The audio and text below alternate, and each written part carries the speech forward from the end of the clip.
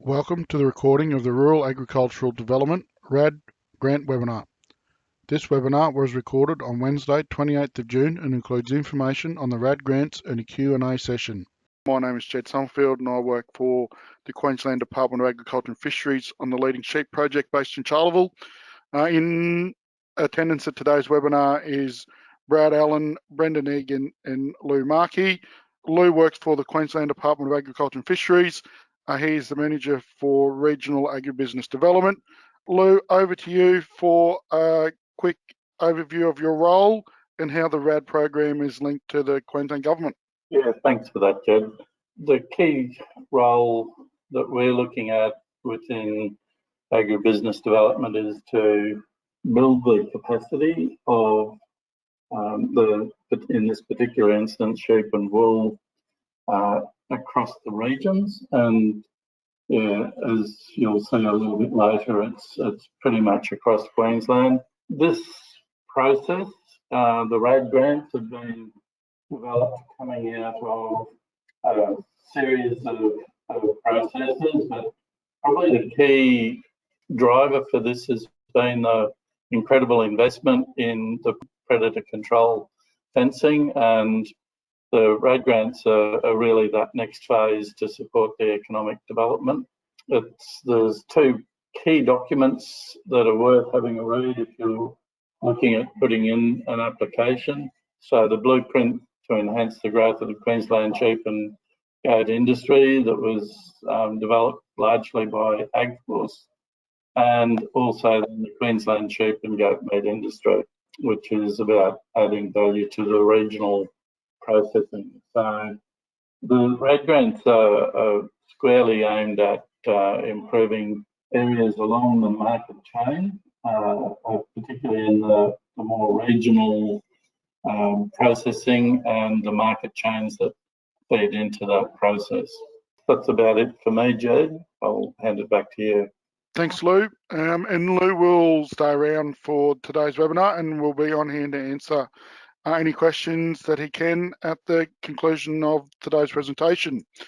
Also joining us today is Brendon Egan and Brad Allen from QRIDA. Brendon is the QRIDA Chief Engagement Officer, and he will now give us a short overview of what QRIDA is and how they help with the grant. Thanks. Over to you, Brendon. Good on you, Jed, and thank you to you and Lou. I think probably many of you would be familiar with QRIDA, the Queensland Rural and Industry Development Authority. I guess we've been around for 25 years or more and providing a wide range, I guess, of financial assistance, including grants and loans to primary producers across the state. We're in partnership here with DAF. DAF are the program owner or policy owner, and as Lou has referred to, sort of the broader sheep and goat meat strategy that's in place that the Queensland Government's looking to build on the great success, I think, of the cluster fencing funding that's gone out through, I think it's called the Pest and Feral Animal Initiative. QRIDA has been playing its part. We've been delivering concessional lending to help fund some of that fencing over the recent years. It's exciting that this next Rural Agricultural Development Grant Scheme is like a next step, but looking more at sort of value adding now that we've got increased, sheep and goat numbers, some exciting and interesting processing capacities and opportunities, and of course some interesting and expanding new markets overseas. So I guess that's what this DAF were driving at in terms of this new program, which is $4 million over 2 years. So there's $2 million for this first funding round and $2 million for the second funding round. And again, it's an opportunity for producers and businesses alike to build their capacity and potentially service new markets, etc. But QRIDA's role is to help administer that scheme on behalf of the Department of Agriculture. Again, we have a network of regional area managers across the state, and you may know some of those, stretching from Cloncurry to Roma, Toowoomba and everywhere in between. Again, I've just referred to some of the different programs that we do deliver. The sustainability loans or First Start loans as well, where we lend up to $2 million for new entrants into agriculture. We're also delivering for DAF a range of other programs, including that new suite of drought programs, which include the Drought Preparedness Grant, up to $50,000, and some concessional lending again for drought, both before, during and following drought, up to $250,000. In addition, QRIDA runs a range of farm debt services. We oversee compulsory debt mediation in Queensland, or the mediators that are involved in that process, and we also run the Farm Debt Restructure Office, which is about assisting farmers who might be in financial difficulty to get some professional advice about restructuring debt and things like that. So DAF is a very close partner for us. We deliver a lot of programs for them, as well as many other government agencies. And I guess particularly over the last 2 years, we've done a lot in terms of small business support with COVID grant schemes and the like. Just a bit about this scheme. And again, my colleague Brad Allen is helping manage this scheme within the QRIDA team. And Brad may have spoken to some of you, or will be in the future, as you put together your application potentially for this Rural Agricultural Development Grant scheme. So again, it's a co-contribution scheme, so up to $200,000. It doesn't mean doesn't have to be a $400,000 project. It might be a $100,000 project, and you can seek half, $50,000 through this grant scheme, and fund the other half yourself, either banks or other sources of finance that you might come across to do it, including even potentially a sustainability loan from QRIDA. As I mentioned earlier, total funding the government's announced for this scheme is $4 million, $2 million over this first round, $2 million over the second. As you can see, there is a limit in the size of grants, and obviously only being $2 million, it is a competitive grant scheme, so and Brad will talk a bit more about this, there are some eligibility criteria which we'll run through.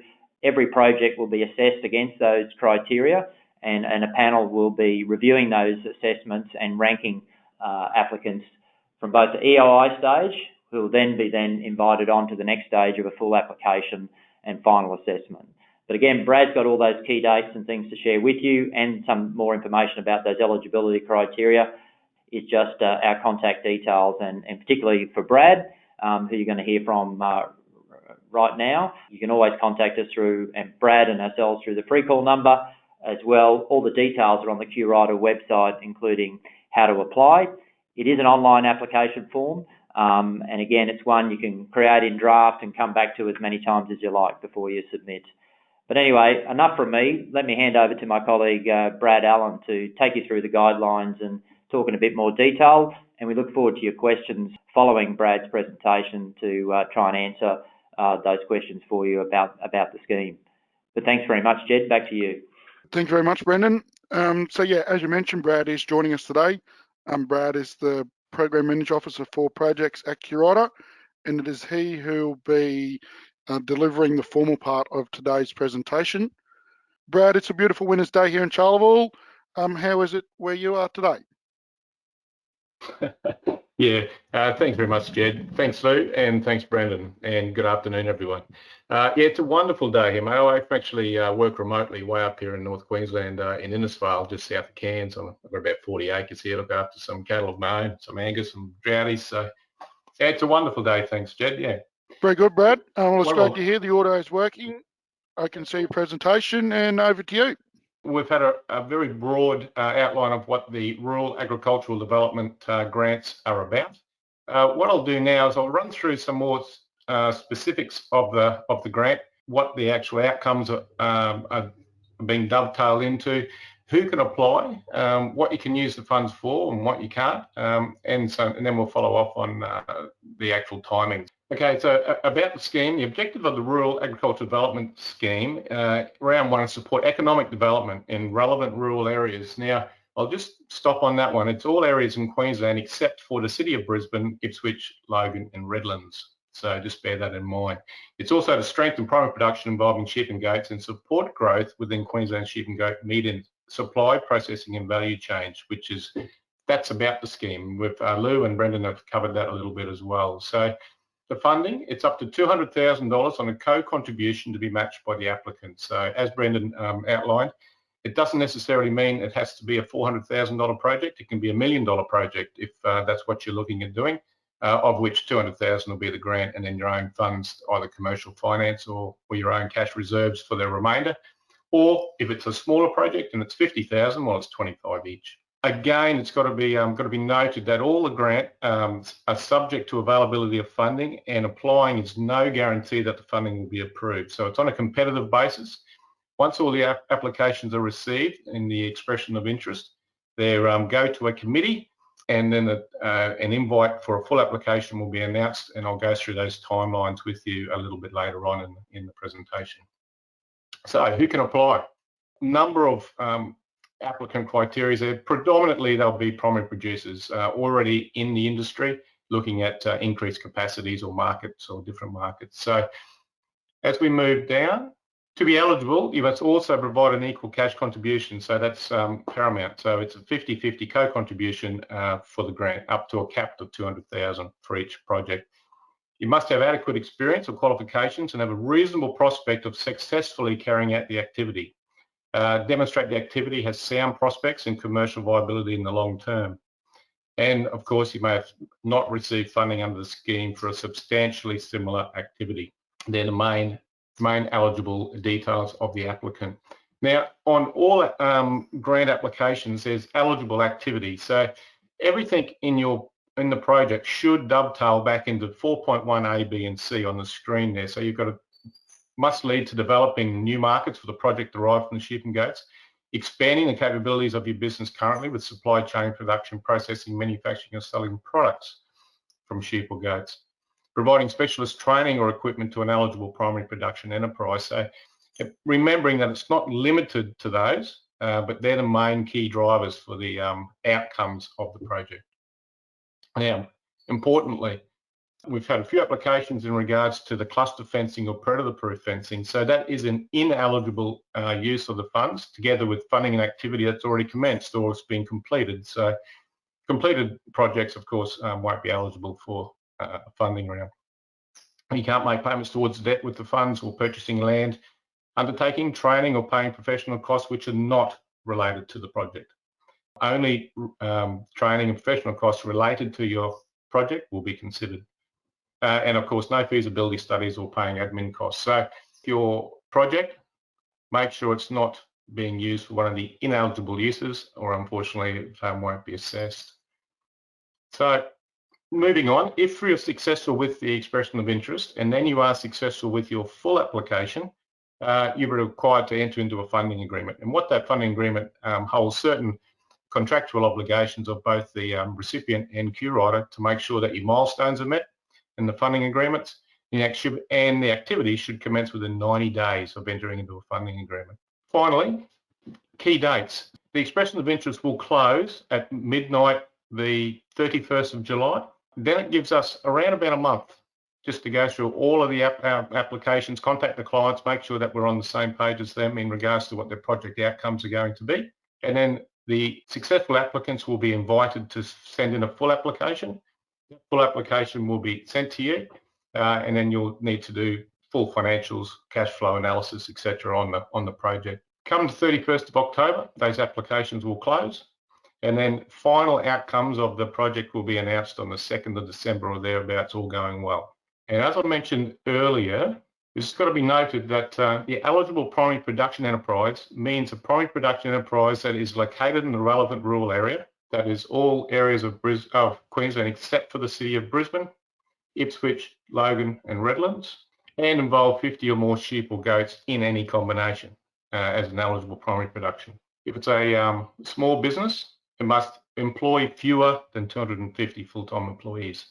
Now, these guidelines are also contained on our QRIDE website under grants and rebates, and exactly what you're reading here is listed on our website if you need to refer to it again, or of course contact myself through that 1-800 number for further details. But that's in more detail. So that's it, Jed. We can open it up to questions. Thank you very much, Brad. I do have a couple of questions here at this early stage ready to go. Question is, must you have the other contribution portion available at the time of the application, or can it be pre-approved on this condition? Yeah, what we look at with the expression of interest, it's more about the project side of it. So we look at to make sure that the applicant's eligible and that the project fits within the guidelines. With the full application, we will be looking for confirmation that the cash funds or the commercial finance, for example, is available to ensure that the project will be completed. So to answer your question, in the initial expression of interest, if they have that information, they can put a comment in that, remembering that the expression of interest is a online portal as opposed to a completable PDF and sending through it like in an email. So when we get to the full application, if they're successful with the expression of interest, we'd be looking at some type of confirmation that those cash funds are held, or they have commercial finance in place. And a lot of those times, if it's only a small project, we can actually get those details or see the capacity within their balance sheets of the financials that they send in. I hope that covers off. Thanks, Brad. If that doesn't answer the question, please type another one in or put a bit more information into another one. Another question, internal fencing for goats. So, the exclusion fencing gets a title, is sort of can be called a type of fence. What about a hinge joint or electric fence for internals? Yeah, I've spoken to Neil also in regards to this.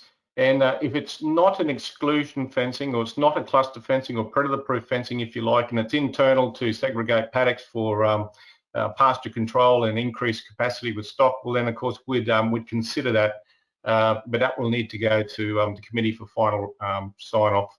But if it says cluster-proof or predator-proof fencing is ineligible, so internal fencing we'll put through to the committee. Would that be, you're happy with that, Brendon and Luke? Brad, thank you. Maybe just to go back to the 3 points you highlighted about sort of the core focus of this scheme.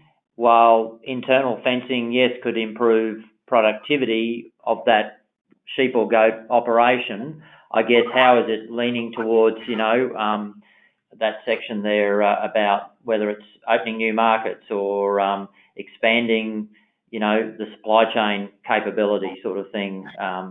So again, this is a grant scheme for some fairly specific purposes. There's been a number of other schemes available, government schemes to help with broader cluster fencing, and you've got things like our sustainability loan, which is about improving the productivity of existing properties, which might include internal fencing. So I guess being a competitive scheme, if it's only just about internal fencing, sure, it would be eligible, but it's got to rank alongside other projects that potentially might be doing more things. So again, maybe think about the full story or the full type of project you're trying to develop here and why you're doing these things and what's it going to mean to, say, help, the overall supply chain or whatever in terms of production of sheep or goats sort of thing. So I guess it's, Brad, you'd agree it's about trying to tell the full story about what you're trying to achieve with the project, not just a simple fencing project. Yeah, you're exactly right, Brendon. And like I try to explain to a lot of the applicants that ring and inquire, is that it's all about dovetailing the outcomes back to those 3 areas I've just highlighted on the screen now. So if doing internal fencing does dovetail into those, well, that's great. But like Brendon said, it's all about the competitive nature of each grant and what they'll actually deliver from the project. Thanks, Brad and Brendon. I suppose just to add into that and or expand on that, it's about how is that internal fencing going to lead back into that market driver, the market supply chains? How are you linking in with existing or new markets to build capacity, so that it's not just a straight production thing. It's about how does it feed into that supply chain and provide potentially a better product at the end of the day. Thank you very much, Lou. The next question is sort of in a similar vein. It's a specific one about a project. Would the purchase of rams to introduce a worm resistance of the current new breeding flock, how eligible or how would that go? Look, I'm happy to kick off. Again, where does that dovetail into those 3 priorities or focuses of this, particular grant scheme? Yes, it's a great idea to bring in new genetics to do those, help those production and I guess disease resistance and things. But really, how does that fit into the broader supply chain opportunity that this scheme is really trying to focus on, I guess. So if there is a bigger picture there, tell us. But again, we'll be looking, this scheme, the way it's designed, we'll be looking at every project through those three key areas, I guess. So I guess you've got to, again, try and relate to how that fits into the bigger picture of what this particular scheme. I mean, there are other government funding and other available to look at doing other things. But how does the project fit with, the aims of this particular grant scheme, I guess, coming back to. Thanks, Brendon. Brad, anything to add? No, not really. However, like Brendon explained, it's we assess all of the applications based on the outcomes that the actual customer advises that will happen from their project. So if that's the project they'd like to submit, we will certainly look at that, but then we rank them in order of competitiveness against other applications. So very good question, and I haven't been asked that one yet, but if it's an eligible project, certainly submit and we'll assess it. Thanks, Brad. Anything to add, Lou? Once again, it does flow into that. Well, how does this feed into the market chain that you're delivering into? What are the values that are going to come out of that? Is it going to be increased growth rate, better product quality? And as Brendon and Brad have both said, it's probably likely to be a pretty competitive process. And unless you can demonstrate that there's a very strong value in that space, then they'll assess it on those bases. Thank you very much. Next one is around the stock numbers. There was mentioned there in the presentation with the minimum number of 50. On hand now, if I've got 48, is there any wiggle room if I've just finished my fencing and about to restock? How does that work, please? Yep, I'll kick off very quickly. It's designed to increase capacities in new market areas, and so what we're looking at doing is trying to move away from the people who've got 10 head or 5 head and just make it a substantial amount of 50 to be able to be, because remembering a primary production in your main income needs to come from or be derived from your primary industry activities. So there had to be a cut-off there to stop people like myself here with 2 goats or 3 goats. So that's what we're looking at doing in the guidelines. And I think, Brendon, you'll be able to explain a little bit more on that with the original memorandum.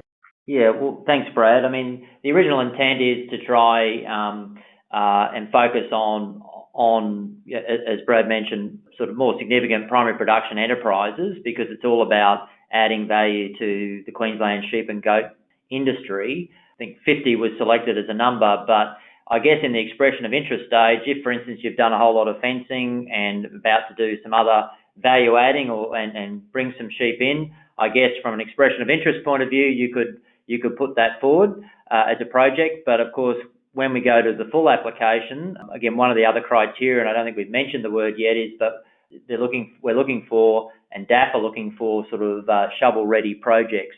So if you're only just purchasing sheep or something, how would we look at that compared to someone who's established, got their herd or their flock and other elements of the project in place, or elements of the project ready to roll, versus someone starting up as a startup. Not saying that's not eligible. Everyone, within the guidelines can apply and welcome to apply, as Brad said. But it is a competitive scheme. So, and there's 2 million to go around in this first round, which if everyone maxed it, you're looking at maybe 10 or more projects, sort of thing. So there is a limited pool of funds. So again, looking for, ideally, if there's projects of scale, that would mean more economic benefit and development for that region. So again, I guess that's where, again, this competitive nature of this scheme, we've got to look at all those elements. So someone having 2 sheep or something, or 2 goats, it's not really probably the scheme for you. Thanks, Brendon. Hopefully this might be a quick answer. Is there a way to submit an application offline? You mentioned before the EOI portal is only online. Yeah, is there an offline application process or a hard copy? I can answer that one. It is online. That's what Department of Agriculture are seeking. But the good thing is, again, we've had Brad's worked with many people who've used it. You can easily print it off as well to sort of, if you want to have a sense of what it is. But also, you can save it in draft and come back to it as many times as you like. I think, Brad, one of your tips for people is set it out on a Word doc, and then you can copy and paste it into the online application form. But look, if there are extenuating circumstances, again, you might be able to get a third party to assist you with it, whether it's, it might be your accountant or a family member or something who might be a bit more savvy on handling online application forms. But again, if anyone has any, other particular queries, they could contact us directly, and we can try and find a way forward for them. Brad, did you have anything else to add? Yeah, and that's exactly right. It's on the portal. I've had one client actually go into the portal that you've got to register who you are, where you are, how big your property is, and all that type of stuff, your contact details. And then what they did from there is they actually printed it out. And then they went into a Word doc, and what they did was put down all their methodology, what they think they're going to do or what they would like to do on their project, how they're going to deliver that project, what the cost estimates will be, and they jot all that down in a Word doc, put it into a briefing, if you like, and then they cut and paste it into the portal, and it seemed to work quite well for them. So that's just what some of the applicants are doing. Just so you can get, instead of going into the portal straight away and trying to make it all up in one hit, they've actually spent time deliberating over a Word doc and then just cut and pasting it at the end of the day. Thank you, Brad. I'll just make you presenter again for the next question. What are the council areas that are ineligible to apply, please? Okay, so it's open to relevant rural area means an area in Queensland other than any of the following local government areas. And on your screen there is City of Brisbane, Ipswich, Logan and Redland. So the key date really coming up is the 31st of July, isn't it, when expressions of interest close. It was extended a month to the 31st of July just recently, so we realised getting the information out, people will need time, a bit more time to put their expression of interest together, and hence you've got all of July to get that done yet still. In addition to Brad as a contact within QRIDA, if you've got questions about the program, Lou, you have and Jed, you've got an extensive network of industry officers and rural economic development officers who could also potentially be a sounding board or assist with producers or others trying to put in applications. Luke, go ahead. Yeah, thanks for that, Brendon. Yeah, there's a range of agribusiness development officers across Queensland, and they're all listed within the QRIDA website as well. And then, yeah, if you're in doubt and you need to find out who you need to talk to in that space, then just give me a call, 13 25 23 phone number, and they'll track me down, and I'll get back to you. You've kind of answered the next question, but I'll ask it again in case there's a little bit more you want to cover. Who are the best people to help with putting your ideas into a plan to apply for a grant? Would that be the agricultural development officers, Lou, that you mentioned before? Yep, they're probably the key ones. Those contact details of the people to help you with it or can be found on under one of the headings on the QRIDA website. It's under one of the FAQs on the RAD grant page. There's a single page. You'll find it from the home page of the QRIDA website, qrida.qld.gov.au. Or look under grants and programs. You'll find the Rural Agricultural Development Grant there. And then one of the frequently asked questions is, where can I get some help from if I need to help put it together? And as Lou mentioned, and Jed, they've got a team of industry or agricultural development officers who are familiar with this program. Some may have been involved in the design of it. They can help guide you. And then, of course, if you've got specific questions about your application or the process with QRIDA, please feel free to contact particularly Brad or myself if you're stuck, and we can talk you through. And again, Brad, you've already spoken to quite a number of people today. Yes, that's right, Brendon. I've spoken to a lot of applicants who have lodged their applications so far.